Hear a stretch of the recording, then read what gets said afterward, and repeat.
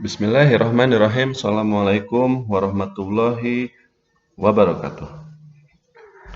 Pada video kali ini, kita akan membahas satu berita yang cukup ramai dibicarakan belakangan ini di bursa saham terkait merger antara Bank BJB ya dengan Bank Banten. Di mana setelah itu kemudian timbul banyak pertanyaan. Apakah dalam hal ini BJBR kemudian diuntungkan ya karena eh, sekarang dia punya tambahan aset dari Bank Banten, atau sebaliknya, karena Bank Banten ini kinerjanya jelek, maka justru dengan adanya merger ini Bank BJB menjadi dirugikan, seperti itu. Nah, pada video kali ini kita akan mencoba menjawab pertanyaan-pertanyaan tersebut. Jadi kita mungkin langsung saja, oke?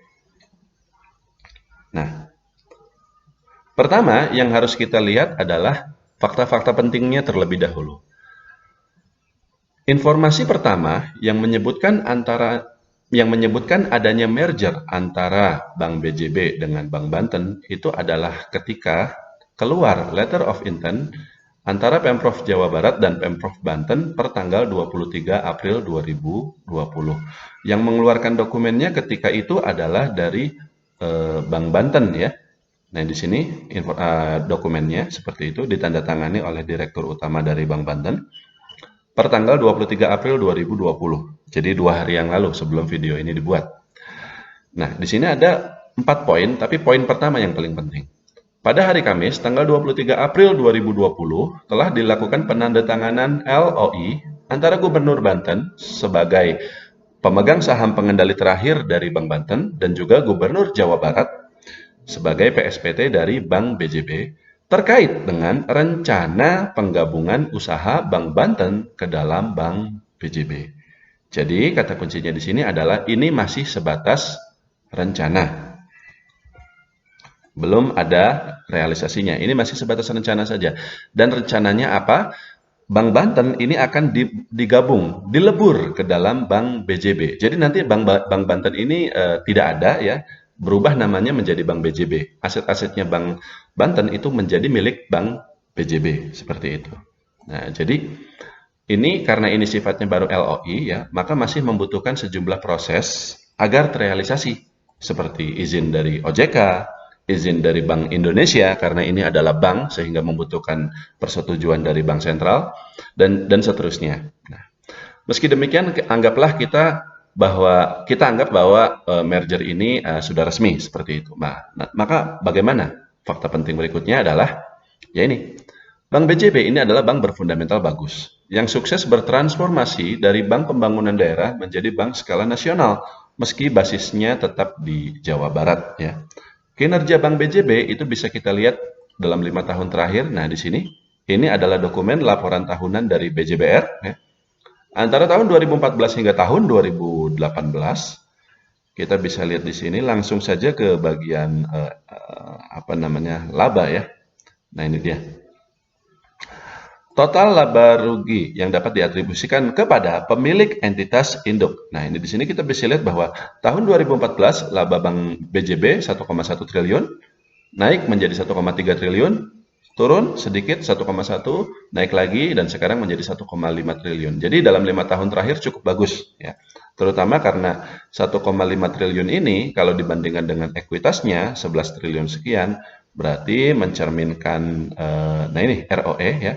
ROE-nya juga cukup besar, sekitar 18, 23, 21, 20 hingga 18%. Jadi Bank BJB ini dalam 5 tahun terakhir ya dan lebih lama lagi itu membukukan return on equity antara 18 sampai 21% setiap tahun secara konsisten. Dan ini tentu saja sangat bagus sebenarnya ya untuk bahkan termasuk bagus jika dibandingkan dengan bank-bank yang lebih besar seperti Bank BRI, Bank BCA. ROE mereka juga kurang lebih sama dengan Bank BJB ini. Seperti itu. Namun, Bank Banten sebaliknya adalah bank yang sakit-sakitan.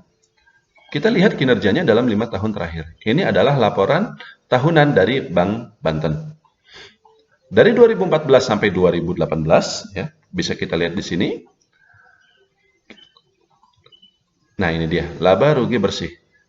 ternyata perusahaan secara konsisten membukukan rugi setiap tahun. Jadi kalau tadi Bank BJB itu konsisten profit dan profitnya juga cukup besar ya setiap tahun, maka Bank Banten ini dia konsistennya dalam hal menderita kerugian. Tidak pernah sekalipun perusahaan setidaknya dalam 5 tahun terakhir membukukan keuntungan seperti itu. Nah ini kan berarti bagaimana? Apakah dengan digabungnya Bank Banten ini Bank BJB jadi lebih bagus atau jadi lebih jelek? Nah, jadi kita ke analisanya sekarang. Nomor 1, kita lihat dulu dari keuntungan dari merger tersebut. Ini bukan akuisisi, ya. Jadi tidak ada perusahaan yang keluar dana. Kalau posisinya adalah Bank Jabar atau Bank BJB mengakuisisi Bank Banten, maka dari kas BJB ini dia harus keluar dana yang dibayarkan kepada Pemprov Banten untuk mengakuisisi Bank Banten seperti itu. Namun karena ini dilebur ya, maka Bank Banten menjadi bagian dari Bank BJB, namun ada sebagian saham dari Bank BJB yang kemudian dimiliki oleh Pemprov Banten seperti itu. Dan karena di sini kita kebetulan beberapa waktu yang lalu saya juga di teguhhidayat.com sudah membahas soal Bank BJB ya. Sebenarnya sejak awal Bank BJB itu sendiri juga adalah bank daerah yang dimiliki secara bersama-sama oleh Pemprov Jawa Barat, Pemprov Banten, dan pemerintah kota kabupaten di wilayah Jabar dan Banten.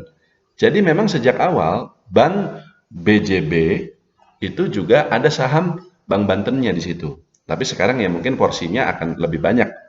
Yang tadinya kalau nggak salah 9% mungkin jadi naik setelah Bank Banten ini di merger ke dalam Bank BJB. Tapi sekali lagi adalah Bank BJB tidak harus keluar dana apapun karena ini bukan akuisisi melainkan merger. Namun kerugiannya, karena BEX selama ini selalu merugi, maka pasca merger, laba BJBR akan turun signifikan setelah laporan keuangan dari BEX ini dikonsolidasikan ke dalam laporan keuangannya Bank BJB. Nah, sekarang kita lihat kinerja terakhir dari kedua perusahaan. Di sini kita bisa lihat, nah ini dia. Nah, per akhir tahun 2019 ya, ini Bank Banten. Itu Bank Banten itu menderita kerugian. Kerugiannya itu sebesar, nah ini, sebesar 137 miliar rupiah. Sementara Bank BJB pada periode waktu yang sama, ini konsolidasi, nah di sini dia, itu membukukan laba bersih ya. Laba bersihnya itu di mana? Aset, total aset, ekuitas. Nah ini dia. Laba rugi tanggal 31 Desember 2019 dibandingkan dengan tahun sebelumnya. Di sini kita bisa lihat. Nah ini laba rugi operasional. Nah ini laba rugi tahun berjalan setelah pajak bersih 1,5 triliun. Ini untuk tahun 2019. Karena tadi BEX itu dia rugi 100 miliar sekian, maka kalau misalnya di merger maka ini otomatis berkurang menjadi 1,4 triliun sekian. Seperti itu. Jadi untuk saat ini kalau misalnya perusahaan Bank Banten di merger ke dalam Bank BJB, maka laba BJB untuk tahun 2019 dan juga mungkin untuk tahun 2020 itu akan turun signifikan secara konsolidasi. Jadi ini kerugiannya. Kemudian soal timing ya. Tidak bagus. Karena seperti yang kita ketahui saat ini sektor perbankan sedang struggling karena ada wabah COVID. Nah, karena ada wabah COVID-19. Seperti yang kita ketahui, setelah ekonomi hampir bisa dipastikan akan turun pada tahun 2020 ini karena masyarakat disarankan untuk bekerja dari rumah, ya, tidak restoran tutup, hotel-hotel juga tidak ada pengunjung dan seterusnya, maka ekonomi mengalami kesulitan. Banyak pelaku-pelaku usaha, terutama UMKM, itu harus ya mengalami kesulitan. Jika mereka memiliki utang terhadap bank, ya mereka juga kesulitan untuk menyicil. Dan dari pemerintahnya juga sudah memberikan anjuran, saran, dan perintah kepada bank-bank itu untuk memberikan keringanan kepada pelaku UKM dan seterusnya. Namun, keringanan bagi para pelaku UKM artinya beban tambahan bagi bank itu sendiri. Jadi salah satu sektor yang hampir bisa dipastikan akan sangat terpukul karena masalah coronavirus ini itu adalah sektor perbankan. Dengan kata lain, tanpa adanya merger ini saja, maka kinerja BJB di tahun 2020 ini kemungkinan akan turun. Kalau misalnya BJB kemudian diharuskan untuk memegang mengkonsolidasikan kinerja dari Bank Banten, ya tentu saja penurunannya bisa lebih buruk lagi seperti itu. Jadi sebenarnya secara timing ini nggak bagus. Ada kesan dipaksakan. Kalau misalnya sekarang ini ekonominya lagi nggak ada masalah apa-apa, it's okay. Tapi ini sebenarnya kondisinya lagi nggak bagus seperti itu. Nah, jadi sekarang kita bicara soal prospek versus risiko ya. Secara prospek, nomor satu, BJBR itu bisa ekspansi tanpa keluar modal. Tadi kita sampaikan bahwa Bank Banten itu memang kinerjanya tidak bagus, rugi terus. Meski demikian asetnya tetap ada, ya. Dia punya kantor cabang, dia punya karyawan dan seterusnya, dan itu adalah ada nilainya seperti itu. Jadi dengan adanya merger ini, Bank BJB itu dia bisa ekspansi ya tanpa harus buka kantor cabang baru dan seterusnya. Tinggal ambil kantor-kantor punyanya Bank Banten ya, kemudian dilakukan rebranding. Nah, dan rebranding ini juga penting. Dalam hal adanya rebranding ya, maka Bank Banten ini istilahnya yang tadinya pelangnya Bank Banten sekarang menjadi Bank BJB. Dan secara kekuatan merek Bank BJB ini jauh lebih kuat dibanding Bank Banten. Sehingga kalau logikanya seperti ini. Kalau misalnya ada kantor cabang Bank Banten, kantor cabang ini karyawannya berusaha menarik nasabah untuk menabung di situ. Maka orang mungkin akan ragu untuk menabung di situ. Ini Bank Banten. Kami baru dengar ada nama Bank Banten. Tapi bagaimana dengan Bank BJB? Nah, Bank BJB sudah jauh lebih populer. Jadi dengan Bank Banten ini berubah nama menjadi Bank BJB, ada rebranding sekali lagi seperti itu, maka kinerja BEX mungkin bisa lebih baik di masa yang akan datang. Seperti itu. Jadi analoginya sama seperti ini ya. Ini ada perusahaan teknologi asal Taiwan namanya Foxconn.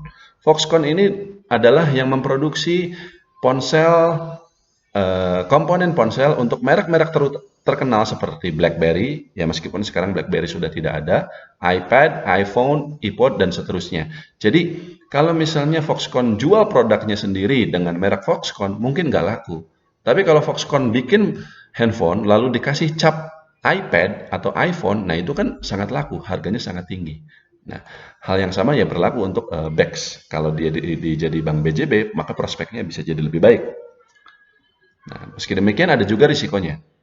BEX tidak punya track record kinerja yang bagus dan belum tentu manajemen BJBR bisa memperbaikinya. Bapak Ibu sekalian, seperti yang tadi disampaikan sebelumnya, ya, BEX rugi terus-menerus selama 5 tahun terakhir atau bahkan lebih lama lagi. Nah, kalau misalnya Bank BJB itu bisa memperbaikinya, ya mungkin kinerja ini bisa lebih baik. Tapi ini tidak mudah. Tentu saja tidak mudah. Apalagi ya seperti tadi yang disampaikan, timingnya sekarang lagi nggak bagus. Ini udah ada masalah coronavirus. Kalau misalnya disuruh diberikan tanggung jawab tambahan manajemen BJBR ini untuk memperbaiki laporan keuangannya BEX, maka itu juga lebih berat lagi gitu seperti itu. Jadi kemungkinan terburuknya ya bukannya kinerja BEX membaik, tapi justru kinerja Bank BJB yang turun.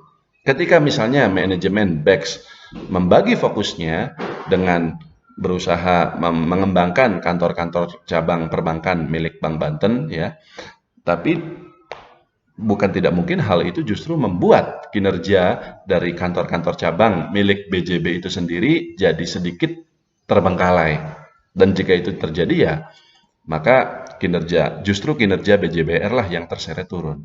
Ini kita belum tahu yang mana yang terjadi. Harapan kita tentu saja manajemen bisa memperbaiki kinerja Bank Banten, namun jangan lupa juga dengan kemungkinan terburuknya seperti itu. Nah, namun ini adalah prospek kalau kita bicara prospek jangka panjang. Nah, jadi bagaimana kalau dalam jangka pendeknya? Nah, pergerakan saham dalam jangka pendek ini kan juga banyak yang ditanyakan ya. Apakah dengan akuisisi ini BJBR bisa naik? Nah, sebenarnya begini, BJBR tentu saja bisa naik, bisa juga turun. Tergantung persepsi investor terhadap merger tersebut. Namun, BEX tetap akan sulit untuk naik. Sekarang kita lihat di sini, Bapak Ibu sekalian.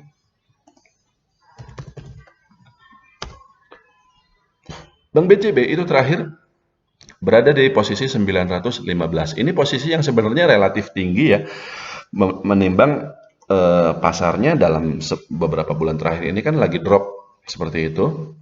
Sebelum kemarin IHSG anjlok pada bulan Maret ya, PJB itu di harga 900-an dan hari ini dia juga sudah di 900-an lagi seperti itu.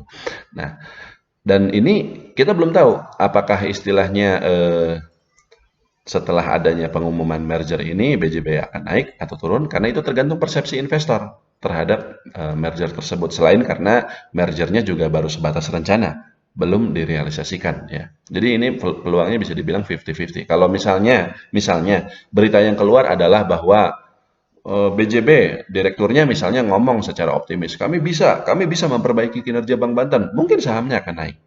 Tapi jika tidak ada seperti itu, ya mungkin sahamnya akan turun karena kalau kita lihat di sini ya risikonya juga cukup lumayan ya. Kinerja BJBR ya, yang pasti kinerja BJBR untuk saat ini kalau mergernya jadi itu akan turun setelah dikonsolidasikan laporan keuangannya. Dan di masa yang akan datang, jika manajemen tidak mampu memperbaiki kinerja Bank Banten, ya kinerja BJBR bisa turun lebih buruk lagi. Seperti itu.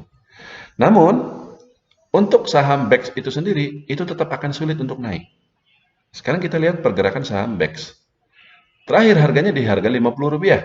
Dan sudah 1 tahun, 2 tahun.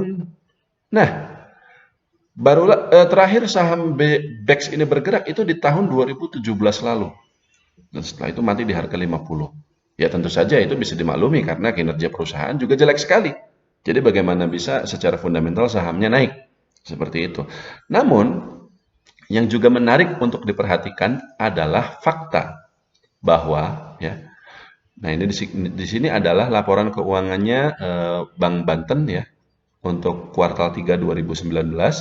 Di sini di informasi modal saham itu disebutkan bahwa jumlah saham beredar dari Bank Banten ini mencapai 64 miliar lembar di mana 25 miliar lembar diantaranya dimiliki oleh masyarakat atau yang diperdagangkan di publik.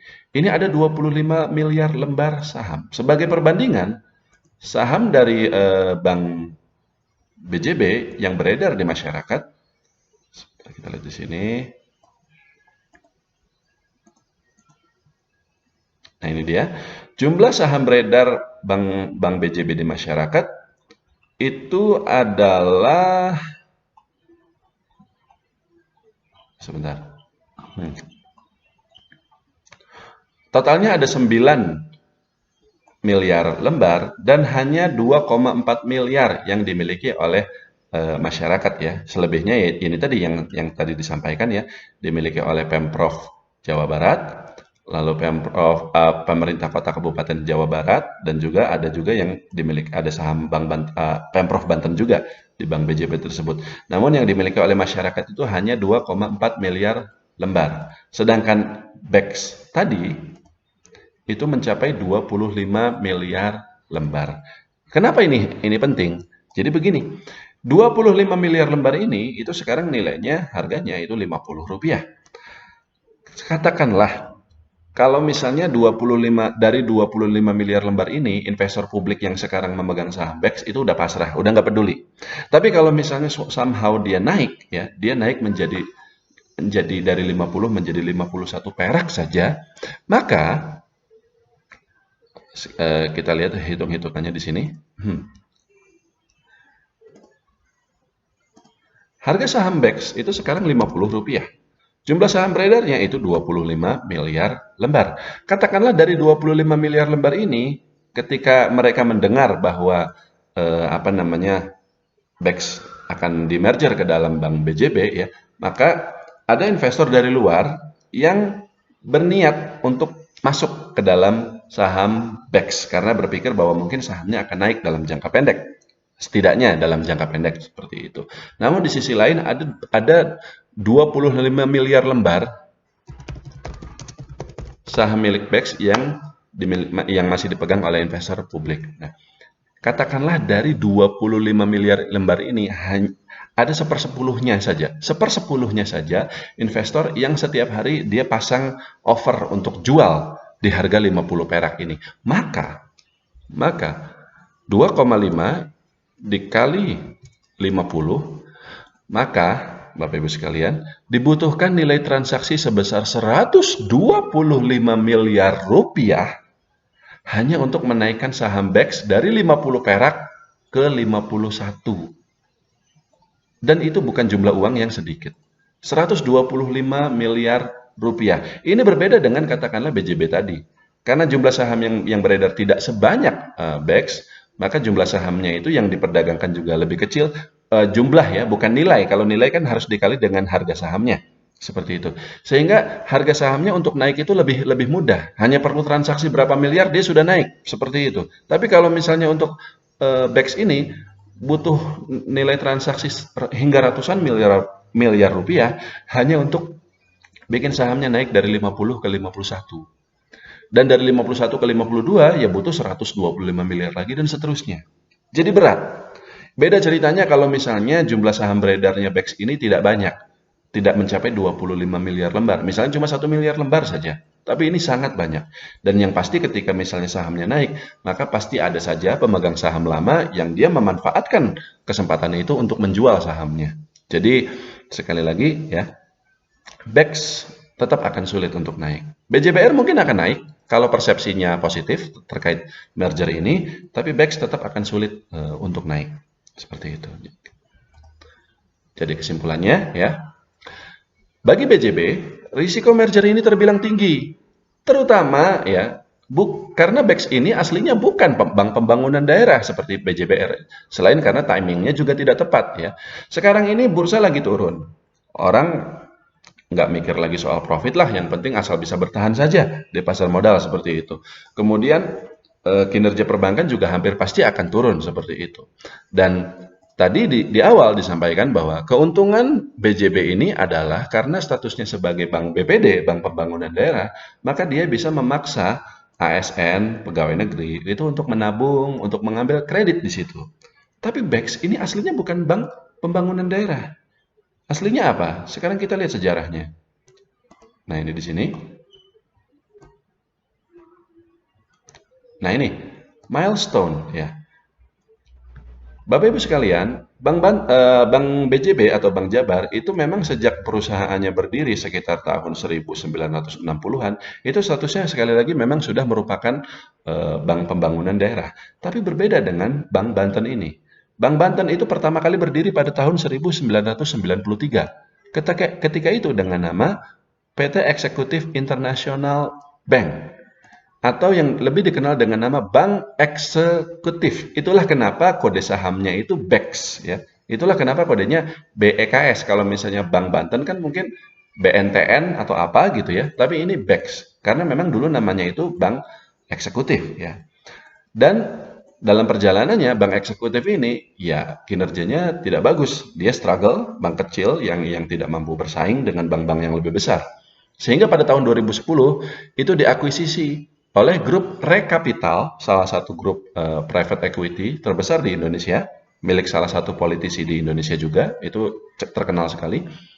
Dan diubah namanya menjadi Bank Pundi. Ya. Harapannya adalah ya tentu saja dengan apa namanya diakuisisi ini kinerjanya bisa menjadi lebih baik seperti itu. Dan ini kata kuncinya, ada rebranding. Jadi yang tadinya namanya Bank Eksekutif, dia sekarang menjadi Bank Pundi seperti itu.